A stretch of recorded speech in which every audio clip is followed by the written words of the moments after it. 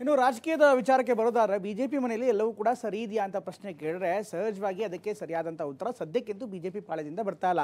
ಯಾಕೆಂದರೆ ನಿನ್ನೆ ತಾನೇ ಬಿಜೆಪಿಯ ಹಿರಿಯ ನಾಯಕರು ಅಡ್ಜಸ್ಟ್ಮೆಂಟ್ ರಾಜಕಾರಣದಿಂದ ಪಕ್ಷಕ್ಕೆ ಯಾರು ದುಡಿತಾರೆ ಅವ್ರಿಗೆ ಸಮಸ್ಯೆ ಆಗ್ತಿದೆ ಅನ್ನುವಂಥ ಮಾತನ್ನು ಹೇಳಿದರು. ಇವತ್ತು ವಿಪಕ್ಷ ನಾಯಕ ಆರ್ ಅಶೋಕ್ ಕೂಡ ನೇರ ಮಾತಾಡ್ತಾ ನಾನು ದೆಹಲಿಗೆ ಹೋಗಿ ಎಲ್ಲ ವಿಚಾರವನ್ನು ಹೈಕಮಾಂಡ್ ಮುಂದೆ ಇಡ್ತೀನಿ, ಇನ್ನು ಅಡ್ಜಸ್ಟ್ಮೆಂಟ್ ಅಂತ ಬಂದರೆ ಅದಕ್ಕೆ ದಾಖಲೆ ಕೊಡಿ ಅಂತ ಹಿರಿಯ ನಾಯಕರನ್ನೇ ಪ್ರಶ್ನೆ ಮಾಡ್ತಾ ಇದ್ದಾರೆ.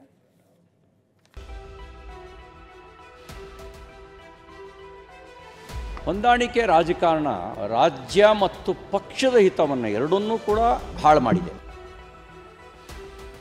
ಆಗಾಗ ವಿಚಾರ ಬಂದೇ ಬರ್ತದೆ, ಆದರೆ ಇದ್ರ ಬಗ್ಗೆ ಸವಿಸ್ತಾರವಾದಂಥ ಒಂದು ಹೇಳಿಕೆಗಳು ಬರಬೇಕು.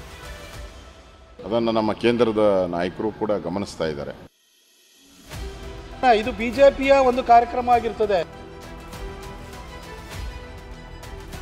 ರಾಜ್ಯದ 4 ದಿಕ್ಕುಗಳಲ್ಲೂ ಕಾಂಗ್ರೆಸ್ ಸರ್ಕಾರದ ವಿರುದ್ಧ ಒಗ್ಗಟ್ಟಾಗಿ ಹೋರಾಡಬೇಕಾಗಿದ್ದಂತ ಕೇಸರಿ ನಾಯಕರು ನಾನೊಂದು ತೀರ ನೀನೊಂದು ತೀರದ ಕಡೆ ಎಂಬಂತೆ ನಡೆದುಕೊಳ್ತಿದ್ದಾರೆ. ಅದರಲ್ಲೂ ಅಧಿವೇಶನದ ನಂತರ ರಾಜ್ಯ ಬಿಜೆಪಿ ಮನೆಯೊಂದು ಮೂರ್ ಬಾಗ್ಲೆಂಬಂತಾಗಿದೆ. ಒಂದ್ ಕಡೆ ರಾಜ್ಯಾಧ್ಯಕ್ಷರ ನಾಯಕತ್ವವನ್ನೇ ಕೆಲವರು ಒಪ್ತಾ ಇಲ್ಲ, party with lot of difference ಅನ್ನುವಂತಾಗಿದೆ. ನಾಯಕತ್ವದ ವಿರುದ್ಧ ಹಿರಿಯ ನಾಯಕರೇ ಅಖಾಡಕ್ಕೆ ಇಳಿದಿದ್ದಾರೆ.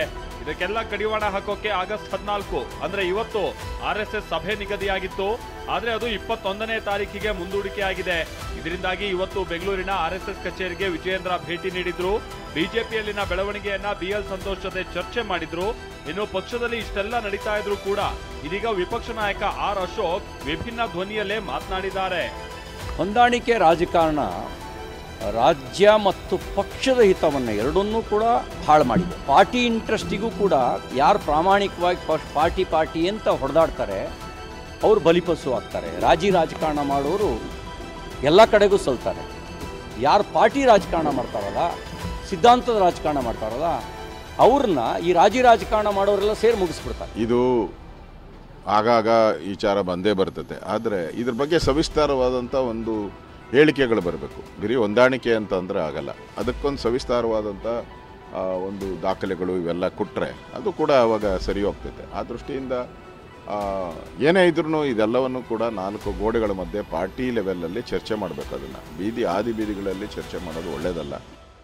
ಇದಿಷ್ಟೇ ಅಲ್ಲ, ಬಿಜೆಪಿಯಲ್ಲೇ ವಿಜಯೇಂದ್ರ ರಾಜೀನಾಮೆ ಬಗ್ಗೆಯೂ ಆರ್ ಅಶೋಕ್ ದೆಹಲಿಗೆ ಭೇಟಿ ನೀಡಿ ಶೀಘ್ರದಲ್ಲೇ ಒಂದು ಪರಿಹಾರ ಕೊಡಿ ಅಂತ ಮನವಿ ಮಾಡ್ತೀನಿ ಅಂದಿದ್ದಾರೆ. ಈ ವಿಚಾರವಾಗಿ ಈಗಾಗಲೇ ಬಹಳ ಚರ್ಚೆ ಆಗಿದೆ. ಅದನ್ನು ನಮ್ಮ ಕೇಂದ್ರದ ನಾಯಕರು ಕೂಡ ಗಮನಿಸ್ತಾ ಇದ್ದಾರೆ. ಸೂಕ್ತ ಸಂದರ್ಭದಲ್ಲಿ ಅವರು ಅದರ ಬಗ್ಗೆ ಒಂದು ನಿಲುವನ್ನು ತೆಗೆದುಕೊಳ್ತಾರೆ ಅನ್ನೋ ವಿಶ್ವಾಸ ಇದೆ. ನಾನು ಆದರೆ ಸಮಯ ನೋಡಿ ನಾನು ಡೆಲ್ಲಿ ನಾಯಕರನ್ನ ಭೇಟಿ ಮಾಡಬೇಕು ಅಂತ ಇದ್ದೀನಿ. ಸೆಪ್ಟೆಂಬರ್ 17ರಂದು ಪ್ರತ್ಯೇಕ ಪಾದಯಾತ್ರೆಗೆ ನಿರ್ಧಾರ. ಮೈಸೂರು ಪಾದಯಾತ್ರೆಗೆ ಕೌಂಟರ್ ಕೊಡೋದಕ್ಕೆ ಬಿಜೆಪಿಯಲ್ಲೇ ರೆಬೆಲ್ ಟೀಮ್ ಪ್ಲಾನ್ ಮಾಡಿಕೊಂಡಿದೆ.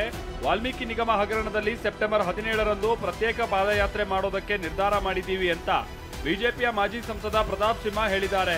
ಇದು ಬಿಜೆಪಿ ಕಾರ್ಯಕ್ರಮ, ಮೇಲಾಟದ ಕಾರ್ಯಕ್ರಮ ಅಲ್ಲ ಅಂದಿದ್ದಾರೆ. ಇದರೊಳಗಡೆ ಅದನ್ನು ನಾವು ಸೆಪ್ಟೆಂಬರ್ 17ಗೆನೋ ಅವರು ಪ್ರಾರಂಭ ಮಾಡಬೇಕು ಅಂತ ಅವರು ಯೋಚನೆಯನ್ನು ಮಾಡಿದ್ದಾರೆ. ಆ ಸಂದರ್ಭದಲ್ಲಿ ಎಲ್ಲರನ್ನೂ ಕರೆಯೋಣ. ಇದು ಬಿಜೆಪಿಯ ಒಂದು ಕಾರ್ಯಕ್ರಮ ಆಗಿರ್ತದೆ.